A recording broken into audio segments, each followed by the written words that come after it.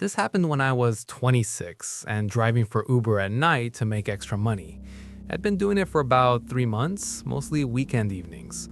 The money was decent and it was usually pretty safe. This was a Saturday night around the 11 p.m. I just dropped off a passenger downtown and was heading to a busier area when I got a ping.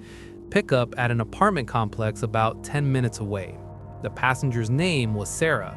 5-star rating, no photo. The pickup location was in a quiet residential area, which was a bit unusual for a Saturday night, but not unheard of. I pulled up to the address, an older, dimly lit apartment building, and waited while watching the entrance. The app said she'd be out in 2 minutes. After about a minute, I saw a woman in dark clothing carrying a small bag exit the building and walk quickly to my car. She got in the back seat. "Sarah?" I asked, glancing in the rearview mirror. "Yes," she said quietly. "Thanks for coming." I started driving to the destination, an address about 20 minutes away in another residential neighborhood. Not a bar or a restaurant, just a house. She stayed silent in the back seat, looking down at her phone, her face partially hidden by her hair. About 5 minutes into the drive, my phone buzzed. At a red light, I glanced at it. A text from an unknown number. "Did you pick up Sarah?" That was strange. I didn't usually get texts about my passengers. I didn't respond. Another message came. "Please answer. Did you pick up Sarah from the Oakwood Apartments?" Now I was confused. I checked the mirror. She was still looking at her phone. At the next red light, I typed back quickly. "Yes, I have a passenger named Sarah." The reply came immediately. "That's not Sarah." "I'm Sarah. I'm still waiting at the Oakwood Apartments. Who did you pick up?" My blood ran cold. I looked in the mirror. The woman in the back seat was staring directly at me now, no longer on her phone. "Is everything okay?" she asked. My hands tightened on the wheel. "Yeah, just checking the route." Another message came. "I've been waiting for 10 minutes. The app shows you drove away. Where are you? Who's in your car?" Panic started rising. If this wasn't Sarah, then who was in my back seat? "Actually," I said, trying to stay calm, "I think there might be a mix-up. What's your destination address?"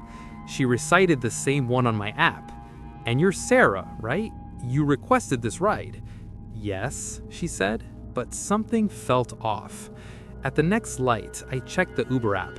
Everything matched. Profile, pickup, destination, but the real Sarah was still texting me. "Can I ask you something?" I said, watching her in the mirror. "How did you request this ride?" She paused, then said, "Why are you asking me these questions?" "Just making sure I have the right passenger." "You do. Just drive." Her tone had hardened. Another message came.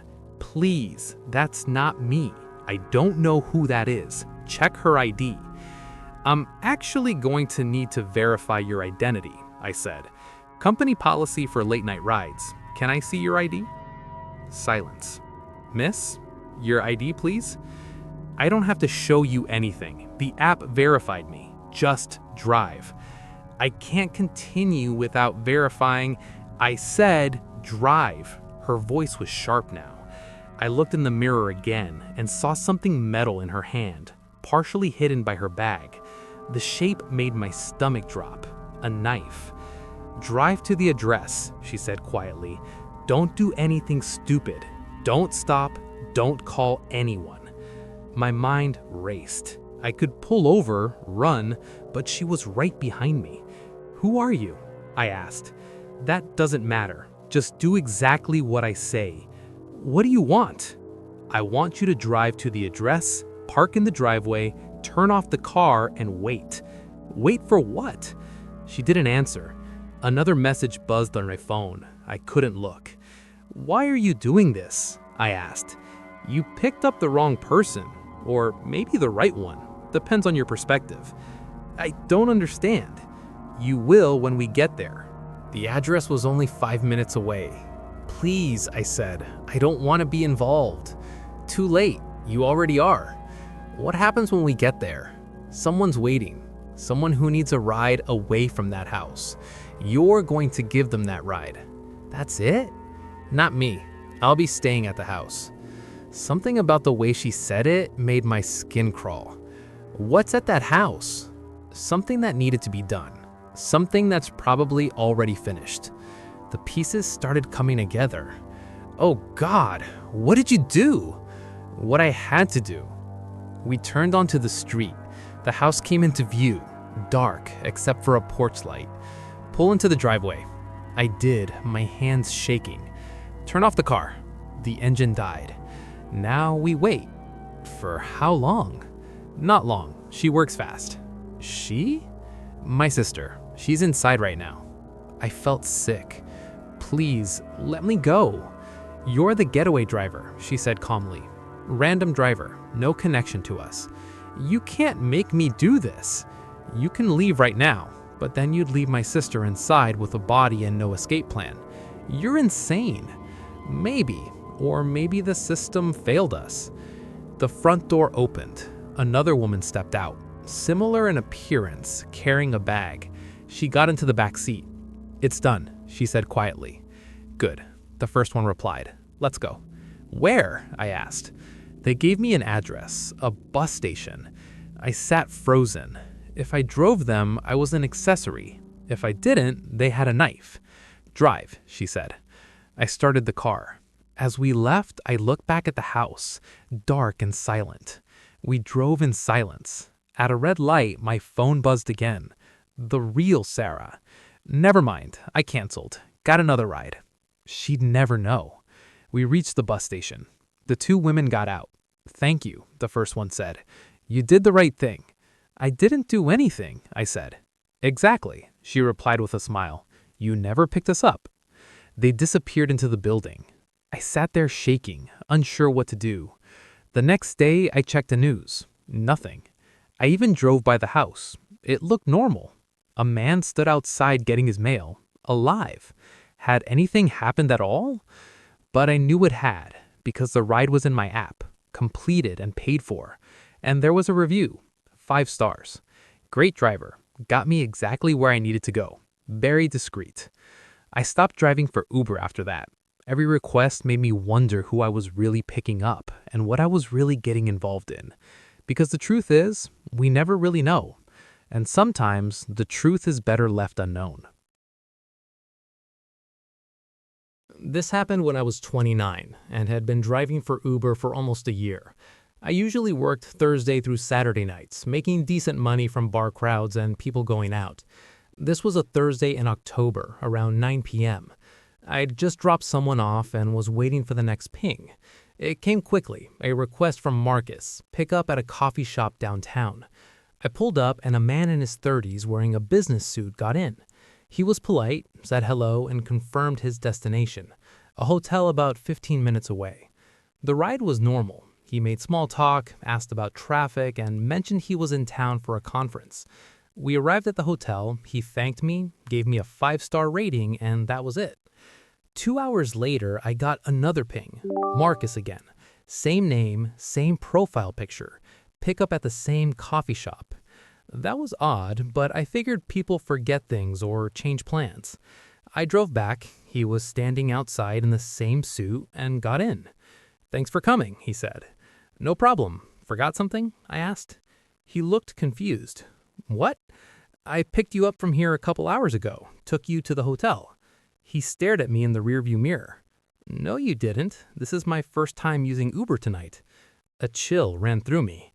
You're Marcus, right? I definitely drove you earlier.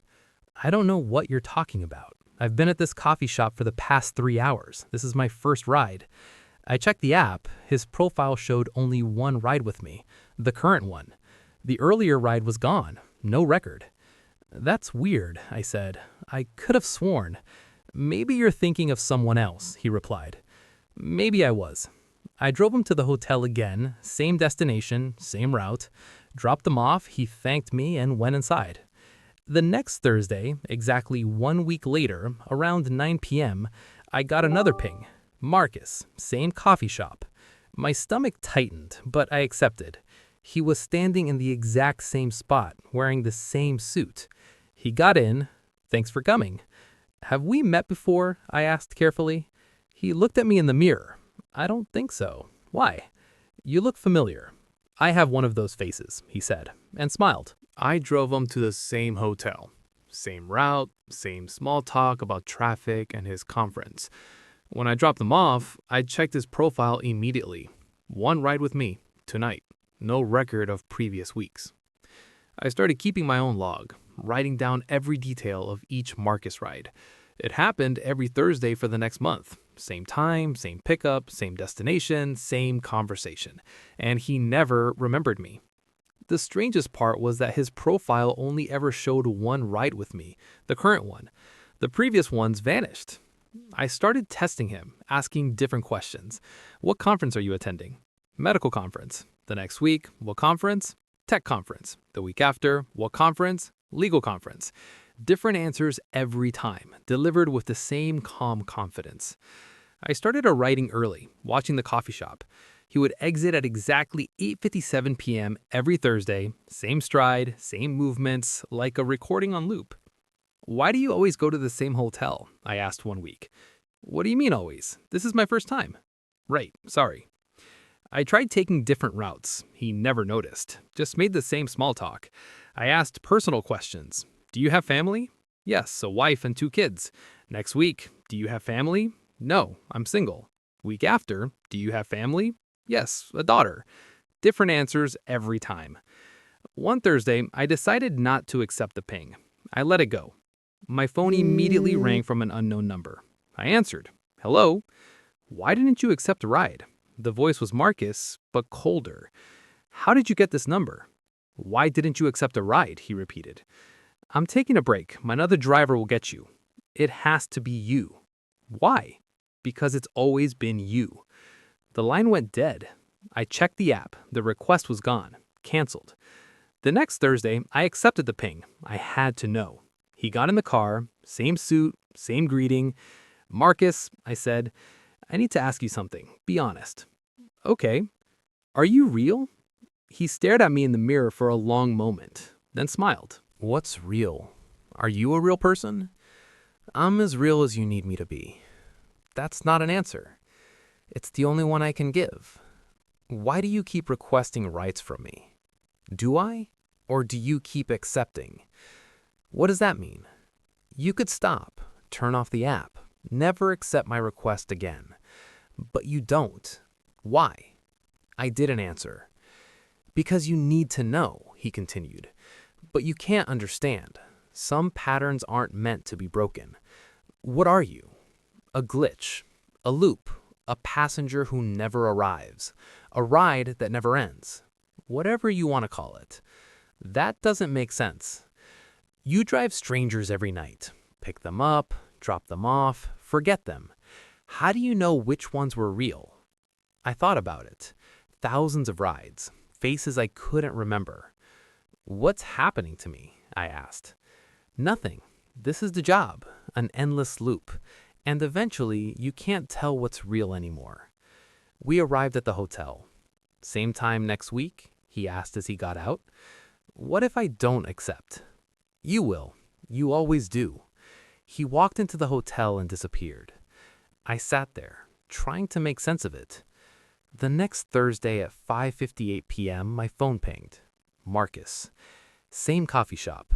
I stared at the request, my finger hovering over decline, but I didn't press it, because he was right. I had to know. I had to accept. I always would. I drove to the coffee shop. He was standing there, wearing the same suit. He got in. Thanks for coming, he said. And we began the same drive, the same conversation, the same loop, over and over, every Thursday, forever.